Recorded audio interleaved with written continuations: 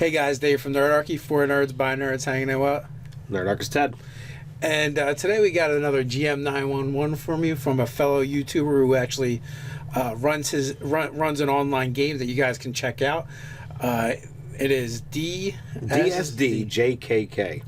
And so I'm guessing that's the YouTube channel as well. Okay. Positive. Maybe I'll do some research on that and see if we can't put that in the description below. But his question is about how do you run a mayor campaign in your game. All right. Well, before we get on with that, why don't you guys elect to move down below? Sign up for Nerdarchy, the newsletter. It's a great way to get gaming tips delivered straight to your inbox. So the funny thing about this is, he wants to know how a rogue can run for mayor, and he's got the actor feat. yeah, I wonder if anything like this has happened to us in any game ever. Yeah, I don't know. so it's really funny because we actually tackled this one in our own game. It even talks about the mayoral campaign getting disrupted by an attack. The old mayor was discredited and accused of false crimes, which although it's not quite the same as ours, his friend did. His friend did. His friend did? Yeah. What are you talking about? Uthengar was accused. Oh, yeah. But he actually did do the crimes, and in our campaign, the mayor actually was a bad guy. But there's just a lot of Fun funny similarities. Yeah, funny coincidences. So we can answer this because we did it, and this is how we did it.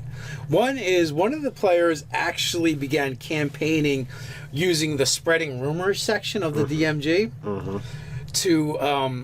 I think he started spreading rumors, like good rumors about our candidate and bad rumors against their candidates. One of the things that we did is we convinced one of the other candidates to concede and throw their support behind our candidate. But the way the way that wound up happening was, you guys convinced the more martial of the candidates to say, look, if you step down, and put your support here, we'll get you into like the head of the watch or the soldiery. Right, we were going to create a special position for him. Right, and also we convinced him that he wasn't going to win. But instead of but better than winning for him could be instead of running in a race he couldn't win was. He would get a position of power. He'd be able to help the town, and we figured out what his hot buttons were. Yeah, you seek to learn the motivations of your rivals, and then use that information against them.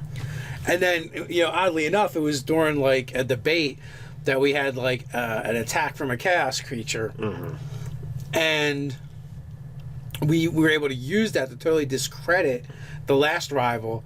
Because he actually fled while our candidate fought to try and help the town and save the town, and his companions did.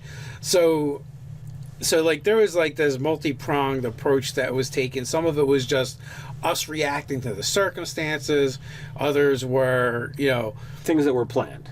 And I really feel that as the DM I was putting things out there to see what you guys were going to bite on, but you guys were coming up with an equal amount of just taking opportunities. It's I didn't say, oh, do you guys want to spread rumors? You guys are like, no, I want to do this. And there was really a lot of enjoyment and agency that was created by you guys about what you wanted to do to make this happen. And when I put forth the plot element of the old mayor being a bad guy, I wasn't in any way, shape, or form trying to set up that, oh, well, what if you guys could wind up getting into that position? That was the last thing I was thinking of. It just happened. It just happened, so. Yeah, and, the actual running of the mayoral campaign, you don't really have to, unless you want to do something fun with, the candidates running smear campaigns against the player or sabotage or things like that. You can really literally just let the players see what the players are going to do and react to it. Yeah. You don't actually have to instigate anything unless you really want to. Right. I mean, obviously, the options there, but it's just as easy to not put forth the work and let the players go. Let the players know. You might set up the scenario like, say you have, two other candidates, and you might say, well, these groups are supporting them, and this is the reason. Or maybe you don't tell them the reason. Like, they got a lot of support from from the elves and the dwarves in your city. Why this guy has a lot of support from the dock workers and the town guard, like, right. And then like, well, the players might have to figure out, well, why are they supporting these candidates? What can I do to shift the support away from them and to our candidate?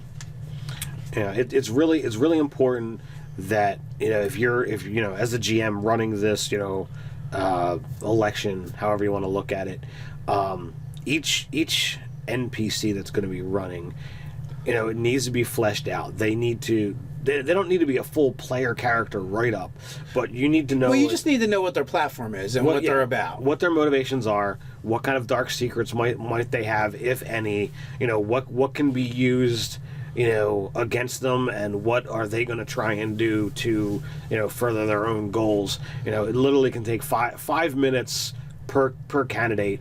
Don't overload them. 3 to 5 sentences. Do it. You should make them unique enough so that each one stands out. It's funny is in my game, it's a human city, and the candidates were a half orc, an elf, and a halfling, and there wasn't anyone else that's chose to step up. So it was very amusing, and I specifically did that because in each of these situations, there is no question about who was who. There wasn't this is somebody who's just going to blend in with the crowd.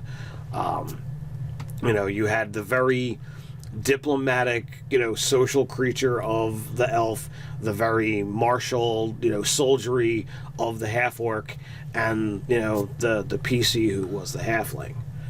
So it was very distinct, very very different ideas. And as I said, the actual course of events in our game wound up running really well. Yeah, so basically have fun with it. Don't overthink it. React to what the players do. If you have multiple candidates, you need to invest like 5 minutes in each to write 3 to 5 sentences. And like, even if you dark secret, like, you could literally just write dark secret. Yeah, you don't even have to determine exactly what it is.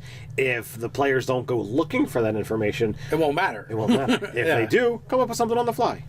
And then if you want to do extra things like run smear campaigns or sabotage or something like that, then that's completely up to you. But it's definitely a possibility. Look at the attack ads on TV right now.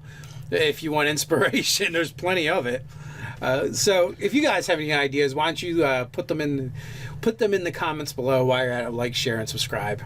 You can come hang out with us over on nerdarchy.com, the forum. So until next time, stay nerdy.